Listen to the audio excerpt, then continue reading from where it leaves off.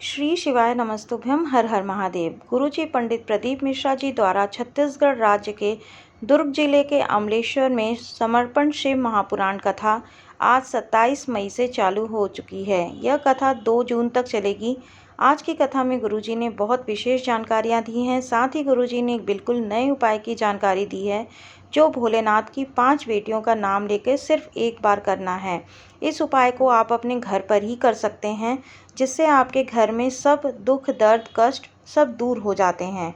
आज की कथा में गुरुजी ने कहा कि ज्येष्ठ के माह में बहुत अधिक मात्रा में तपन रहती है, गर्मी रहती है, पर इतनी अधिक मात्रा में शिव भक्तों की भीड़ है, यह सब आपकी निर्मल शिव भक्ति का ही प्रमाण है। कथा की अगली जानकारी में गुरुजी ने कहा कि आप अपने अवगुण पाप पुण्य सब कुछ शंकर को समर्पण कर दो और शंकर की शरण में चले जाओ। इसके बाद गुरुजी ने कहा कि हम बेटा बेटियों पुरुषों से माताओं से सभी से निवेदन करना चाहते हैं, जो शंकर भगवान के मंदिर में जाते हैं वह अपने गुण के साथ साथ अपने जो अवगुण हैं उनको भी भोलेनाथ को बताया करें कि मैंने यह गलती की है।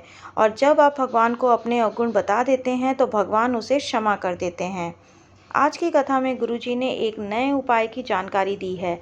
गुरुजी ने कहा कि अगर आपको लगे कि आपके जीवन में बहुत अधिक मात्रा में कष्ट चल रहा है, तकलीफ चल रही है या जीवन में बहुत टेंशन बनी हुई है, कुछ भी अच्छा नहीं हो रहा है, आपके सिर पर परेशानियां बहुत ज़्यादा है, तो आपको एक सरल उपाय करना है।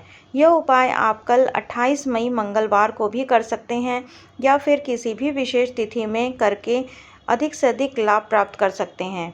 इस उपाय में आपको अपने घर में यदि कोई गमला है तो आप अपने घर के गमले में ही यह उपाय करेंगे, और यदि गमला नहीं है तो किसी पेड़ के नीचे उसी की मिट्टी का उपयोग करते हुए इस उपाय को करना है।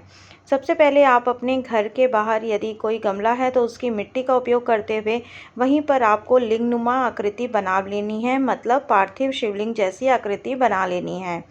आप यह उपाय अपने घर में कर सकते हैं या फिर अपने घर के बाहर किसी वृक्ष के नीचे कर सकते हैं, जैसे कोई बेलपत्र का वृक्ष हो, वट वृक्ष हो या पीपल का वृक्ष हो, तो उसके नीचे उसी की मिट्टी का उपयोग करते हुए आपको पार्थिव शिवलिंग की आकृति बना लेनी है। इसके बाद आपको 5 बेलपत्र लेना है। वह 5 बेलपत्र को आपको एक एक करके भोलेनाथ की 5 बेटियों का नाम लेते हुए शिवलिंग के ऊपर अर्पित करना है। बेलपत्र जैसे आप अर्पित करते हैं ठीक वैसे ही अर्पित करेंगे, मतलब बेलपत्र की डंडी जलाधारी की ओर होनी चाहिए। अब शंकर भगवान की बेटियों का नाम लेते हुए जया, विषहरा, शामलीवाड़ी, दौतली और देव, इन शंकर भगवान की 5 बेटियों का नाम लेते हुए आपको 5 बेलपत्र अर्पित कर देना है। इसके बाद गुरुजी ने कहा कि आपको 2 कलश से जल एक साथ शिवलिंग के ऊपर अर्पित करना है। गुरुजी ने कहा जैसे आप कवाड़ जल अर्पित करते हैं, 2 कलश आपके हाथ में रहते हैं और एक साथ उनसे आप जल शिवलिंग पर अर्पित करते हैं, जैसे कि गुरुजी ने सावन में अर्पित करने को कहा है, ठीक वैसे ही आपको इसमें भी 2 कलश जल एक साथ अर्पित करना है। इसके बाद आपको एक घी का दीपक प्रज्वलित करना है। आप गोल बाती का भी दीपक प्रज्वलित कर सकते हैं।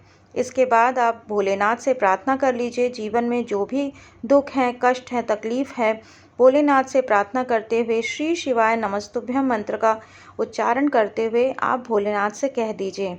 गुरुजी ने कहा कि आपको उस पार्थिव शिवलिंग का विसर्जन कर देना है और आप उसे किसी वृक्ष के नीचे कर सकते हैं या किसी भी नदी तालाब में कर सकते हैं।